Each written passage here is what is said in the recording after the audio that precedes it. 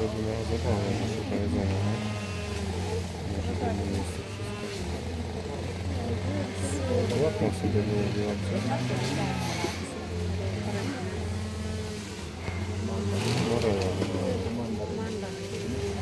No niin, näköjään näyttää karhu olevan vähän vaativalla päällä tänään ton ravinnon suhteen, mutta ei se mitään siellä. Nyt ruoka on tarjolla ja sitä saa lähteä syömään.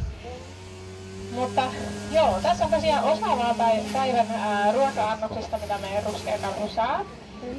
Kesällä maksimiannos, mitä menee tällä hetkellä, on 10 kiloa sille päivittäin.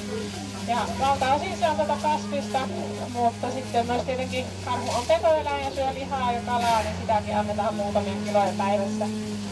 Ja meidän eläintenhoitaja käy mielellään keksimässä karhulle kaikennäköistä tekemistä tonne päivän mittaan. Ja esimerkiksi tänään on hoitaja käynyt aamulla viemässä valtaosan ruuasta tonne aitaukseen ihan piilottelemalla ja samalla keksinyt kaikennäköistä kivaa tekemistä sille, esimerkiksi leluja ja nosteluruokaa puuhun, että joutuu kiipeämään ja kaikennäköisiä hajuja, niin kuin tuo yrttikin esimerkiksi, ei välttämättä sitä syö, mutta toimii kivana hajuna sille ja virikkeenä. Ja mitäs, lähtikö se siellä vähän etsiskelemään? Siellä se vähän popsii ruokaa.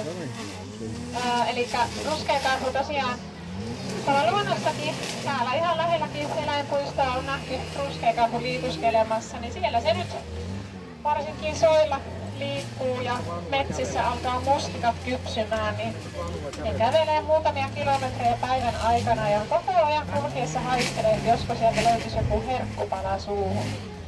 Ja voitte ajatella, että jos on ton kokoinen karhu, niin se tarvii aika monta mustikkaa päivän aikana, jotta se selviää ja saa riittävästi energiaa. Ja ihan semmonen sankollinen uppoaa marjoja päivässä helposti kesille.